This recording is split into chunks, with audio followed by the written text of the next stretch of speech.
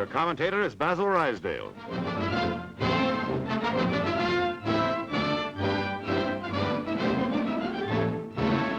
Here is the last act in the tremendous drama of the Tunisian theater of war, with the inspired British Eighth Army attacking the Mareth line.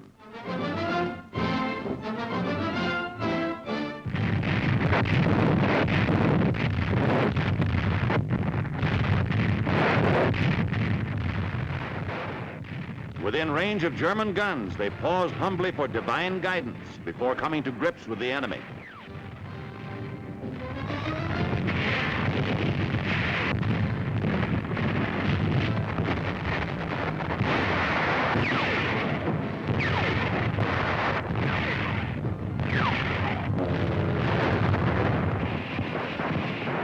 These are the men who, after being smashed back almost to the gates of Alexandria, have driven the famed Afrika Korps into the longest retreat in history.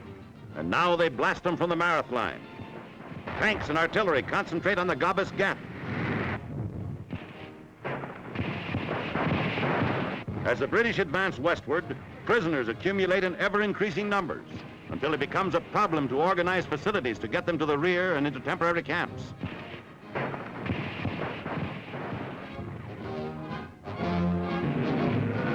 Gabas is taken.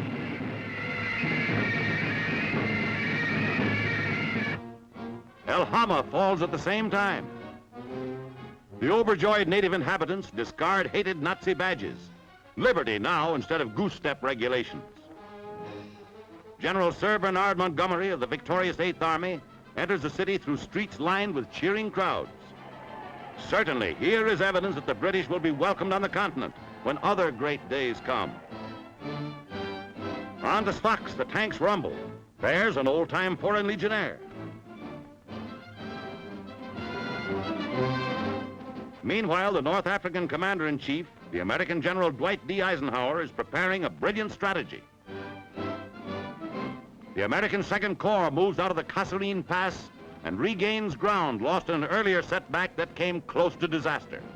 They forge ahead to try and effect a junction with the British Eighth Army.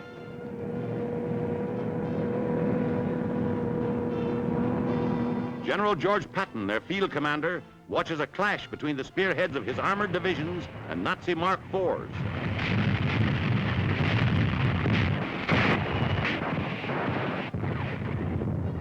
Close to the front lines, they watch the action.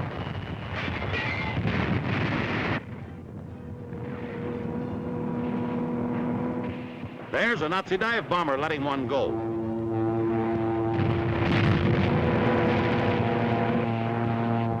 Now American gunners scratch off a Stuka.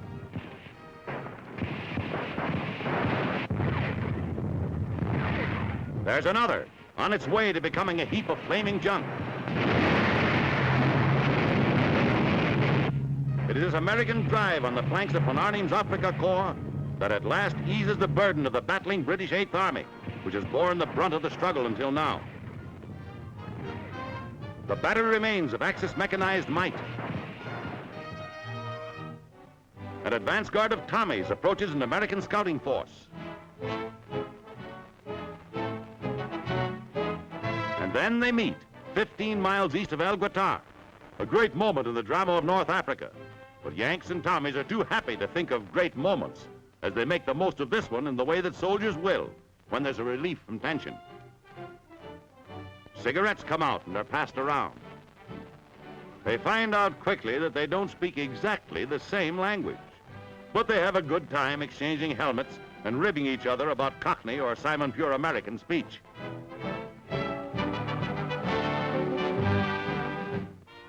Even the Southern boys laugh when they're called Yank and shake on it.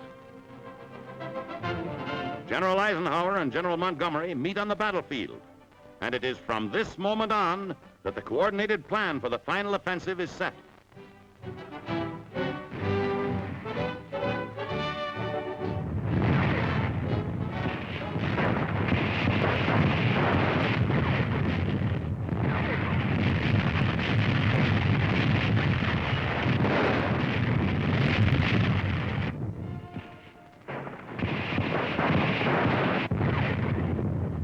American armored divisions suddenly leave the center and appear far up on the northern end of the line.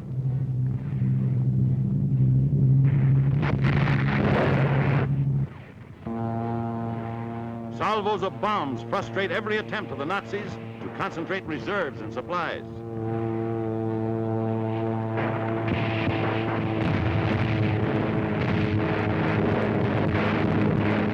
Allied fighters beat down Axis planes, and flying fields are torn to pieces.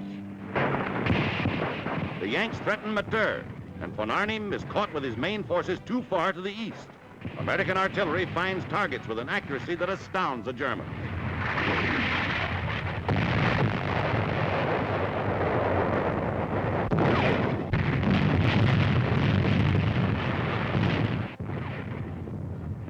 General Anderson, field commander of the Allied forces, meets with General Omar N. Bradley, American field commander. Now the pressure is on.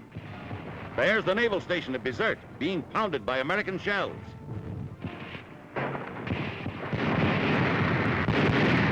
Enemy batteries at the naval station are silenced by American artillery, preparing the way for troops to advance and take the city.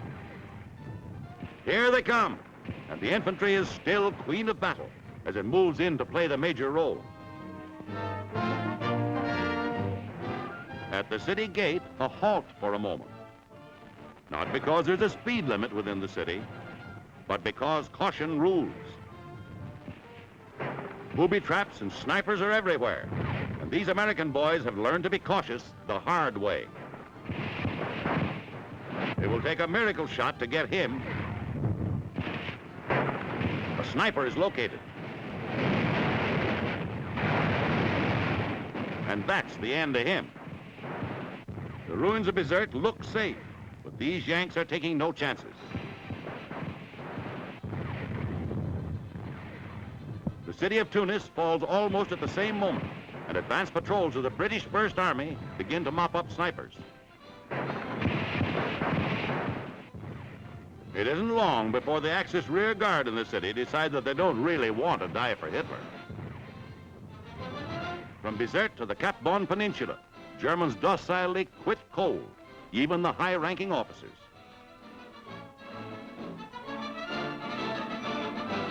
The Nazi General Fritz Krause, Major General Willibald Borowitz, even Colonel General Jürgen von Arnim is flushed out of the mountains near Tunis. The Italian Marshal Giovanni Messi, personifying the mess in Africa from Mussolini. He has the baggage of a globetrotter, but his global activities now will be restricted. Von Arnim gets a car all to himself on the way to a barbed wire enclosed lockup. The last 3 days of the campaign are fantastic, unbelievable. There is no Dunkirk, no Bataan, no Stalingrad, no desperate effort at evacuation, no last cartridge battle to the end. For the most part, not even dignified surrender. It is collapse, total and unmitigated. The disintegration of an army of more than 200,000 men. When General Anderson's main forces enter Tunis, the people greet them with a demonstration almost hysterical. No victorious army ever met a reception expressing greater joy and relief than these Tunisians. Meanwhile, Bizerte is giving the Yanks a welcome. And this is just a foretaste of what will happen on the continent of Europe. An oppressed, long-suffering people giving vent to pent-up emotions. To these liberated thousands, this is the end of Nazi brutalities, Vichy French cowardice, near starvation, forced labor. It is the end of the war for them.